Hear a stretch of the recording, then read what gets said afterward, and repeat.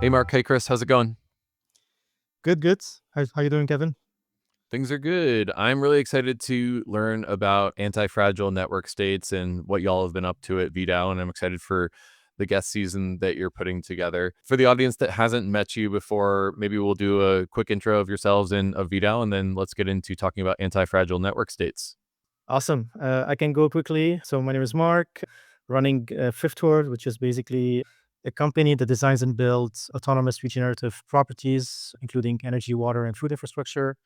And VDAO is a community that we started that is all about bringing together people from the crypto side and people from the permaculture side, uh, knowing that they share the same ethos around self custody of digital and physical, respectively. And Chris has been a co-founder with me on VDAO, and I'll let him introduce himself.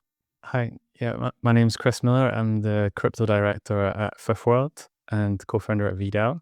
And yeah, like Mark said, we've been really focused on building out this community under the topic of like resilience and self-sovereignty. I had a really great time hosting y'all out here in Boulder. I think that was like 9 or 12 months ago. But I remember learning a lot about permaculture and sort of regeneration and where y'all think the network state movement is going. And so I think it was there that I was like, I should give these guys the mic of the podcast for a whole season, and they can take some of those vibes and export them out to the world. So really excited about this season, Anti-Fragile Network States. Can we start off with just what is that? What is an anti-fragile network state? And that question's for you, Mark. Yeah, absolutely. And yeah, just a quick one. Definitely loved the Boulder hangout, and they're looking forward to coming back there. Maybe soon. We'll see about that. So anti-fragile network states. I think when we first started with the VDAO stuff, maybe 2 years ago at ETH Denver, we pioneered this concept of regenerative network states, and the anti-fragile network state is kind of a continuation of that, and kind of a realization from us and our community that it's a bit kind of broader than just regenerative. It's also about like fundamentally anti-fragility, and regenerative is kind of a subset of it. Fundamentally, what it is basically it's a network state with kind of the one moral commandment of let's be anti-fragile. If we look at kind of the history of or like basically if we look at where we are right now, right, from a human civilization perspective, we are relying on so many centralized systems and structures that they serve their purpose for a while. They create a lot of efficiencies. They also created a lot of negative externalities and a lot of fragility. And I think we're at this point now where the negative externalities, the fragility element is compounding. A lot of people say even exponentially, right? And some people call this the meta crisis, some people call it different things.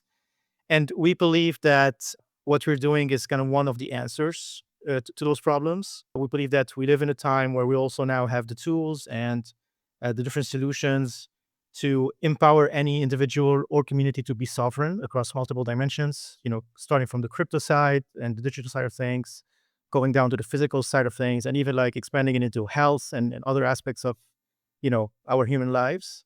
And then the second element of it is we do have the tools to basically create resiliency and anti-fragility into the systems we use and the structures we rely on, so that we can sustain any future stress or catastrophe, and even thrive in some cases if stress is applied.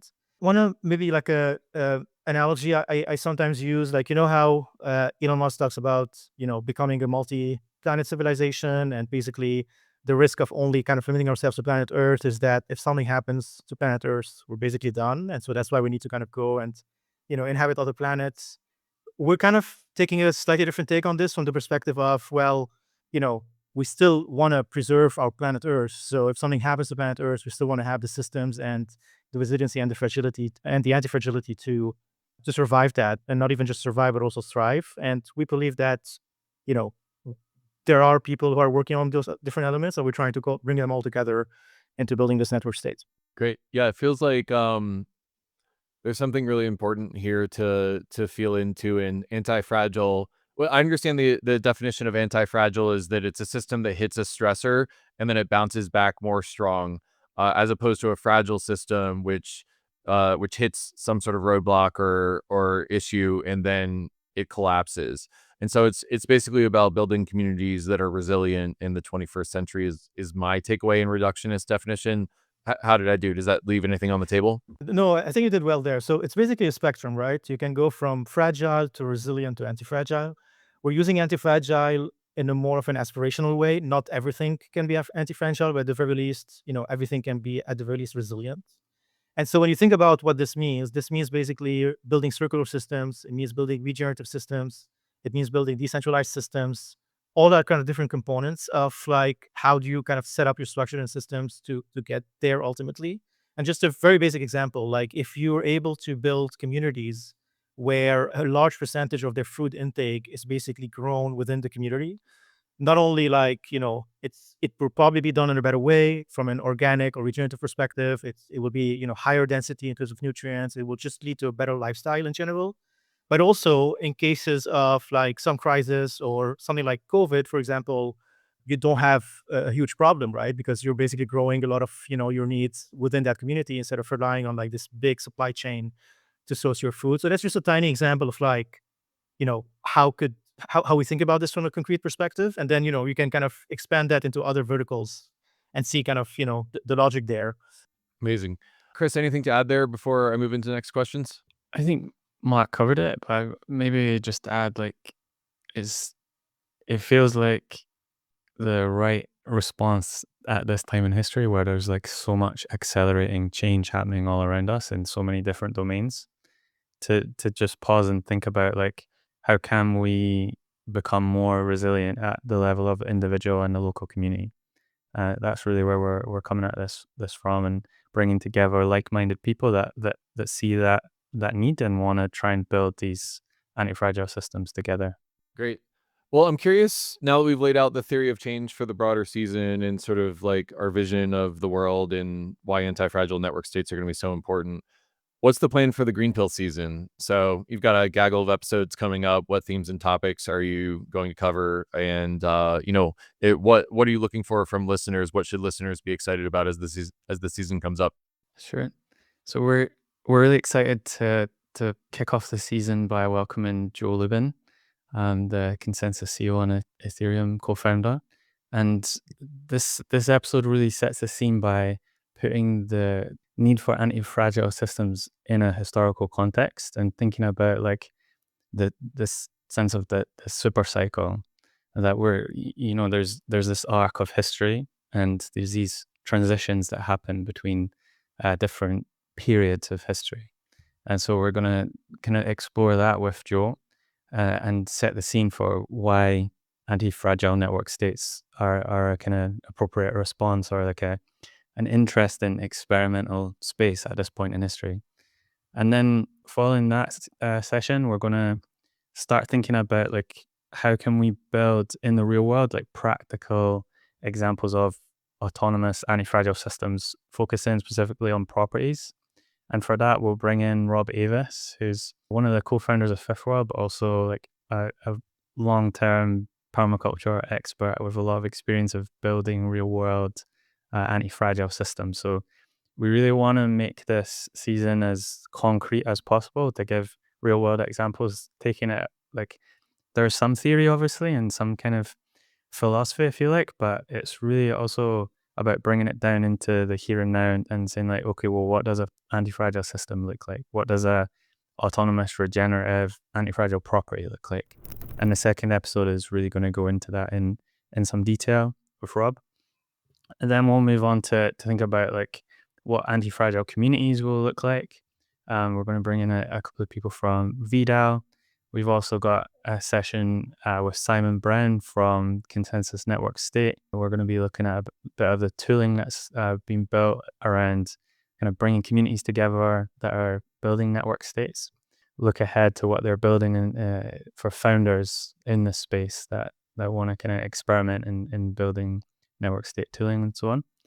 And then finally, we're going to come on to look at like the infrastructure side. So like energy systems, water systems, food systems in the final episode. But yeah, I think the core thing that I would want to kind of get across is that it's not just a theory. It's about like how this can be applied at the level of an individual and local community. Mark, anything to add there? Yeah, I want to add a couple of things. So yeah, I think this was great, Chris. Just to highlight a little bit kind of the key takeaways of like what people should expect from like going on this journey with us. I think the first thing is, what is a network state, right? This is not really defined in general. Like I think there are multiple attempts at defining it, starting from Balaji's book and, what other people and kind of different takes on it. So throughout this series, we're going to be going through that and asking different people their thoughts about it. And you should see some interesting perspectives there. Why crypto is an essential component of it is another kind of thing that people will take away from it without going into too much detail there. But I think primarily it's basically about understanding this kind of duality between like individual and community level, sovereignty and I guess localism, with or combined with kind of global coordination or like effective global coordination. And I think this is where crypto is probably the best tool to enable that and unlock that. And then the third thing is the non-crypto side of it, right? Because even the term network state didn't start within crypto. It started like in the 60s or even before that. Even permaculture like doesn't use the word network state, but talks about alternative nation states. So this idea of like, can we organize ourselves as, human society in a different way compared to what exists today, has been around for a while, and I think it's getting more traction today. And even like, is this like a replacement of what exists today? Is it an exit? Is it a complementary thing? These are all kind of discussions we'll be having throughout this series. Amazing. So last question for y'all. Name one thing that you're excited about this season. Maybe we'll go to you, Chris, first. I'm excited just to present network states in a very practical way and look at how we can bring them to life as permanent anti-fragile hubs.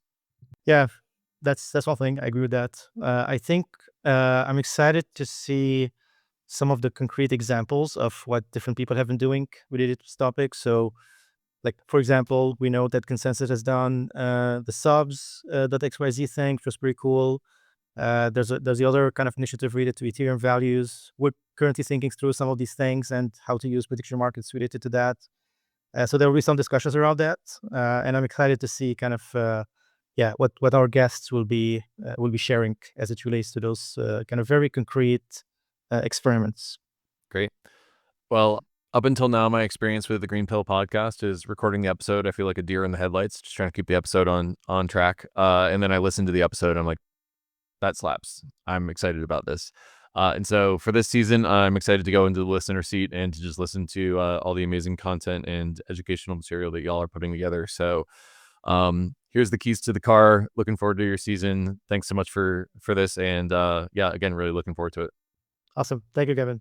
Thanks for having us, man. I think you'll enjoy it. Peace and Take love. care.